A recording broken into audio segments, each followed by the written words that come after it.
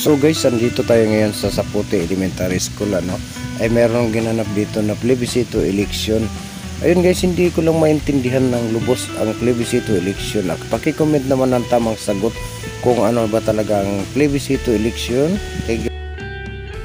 Ayan guys, ayan mga senior citizen karamihan dito bumuboto sa plebiscito election guys, Pero kahit senior sila, hindi rin nila lubos may pagpaliwanag kung ano ba talaga ang tama dito sa plebiscito election, kasi nakulang ang pagpapaliwanag sa ating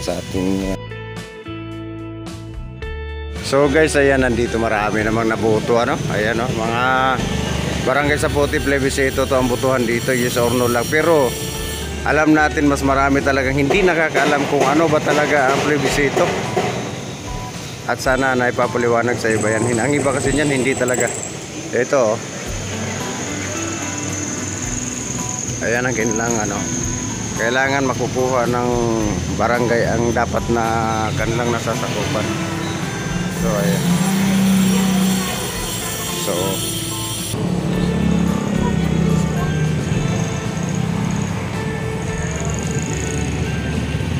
ayan, nagdadatingan pa rin naman yung mga dito, mga matatanda talagang karamihan, at mayroon pa tayong mga assessment to. Oo, mabilis lang naman eh.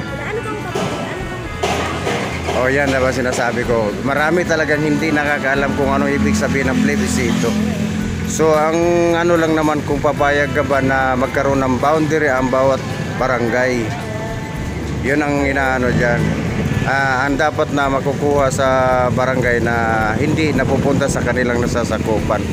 So kailangan yun na makukuha nila. Kunwari, yung isang building na yan na hindi nasasakop sa barangay Saputi, pero nasa area pa rin ng barangay Saputi, so kailangan na makukuha sa boundary yun, mapupunta pa rin sa barangay Saputi. So ganun po yun ang plebiscito. Kaya ang iba hindi po talaga nila alam kung ano, kasi yes or no lang eh. Well, yun ang sagot doon, yes or no lang. Yun ang inaano ngayon na dapat maipapaliwanag din sa iba. Ayan ang ating butiing kagawad.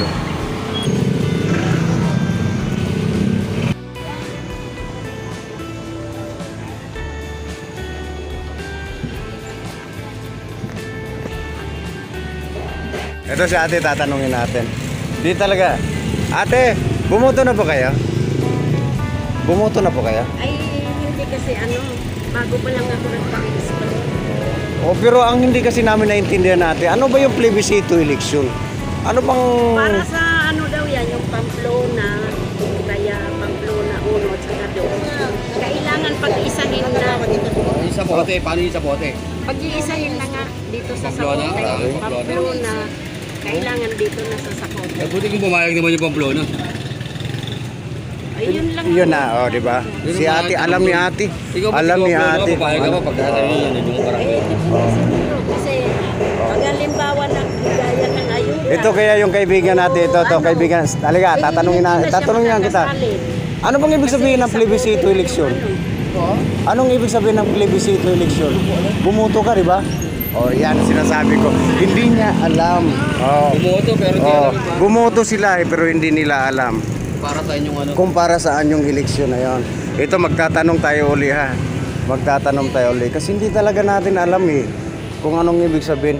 Ito si Madam, tatanungin natin. Madam, pwede magtanong? Ma'am, pwede magtanong? Naboto na po kaya? Opo. Ano po ang ibig sabihin ng pagboboto ng plebiscito election? Ayun kung alin kayo sa mga hangganan ng bawat barangay. Yun si Madam, alam niya kung anong ibig sabihin ng plebiscito election. Opo. Yung iba kasi nabuto kasi yung iba, pero hindi nila alam kung anong ibig sabihin. So ayan, shout out na lang natin yung barangay Saputi at barangay Pulanlupa, kasi yun talagang Okay guys, so tama na siguro pagtatanong natin. At maraming salamat guys. Huwag niyong kalimutan i-like at i-share, pakipindot na ng notification bell para updated kayo sa latest natin video guys. Ayan, thank you so much.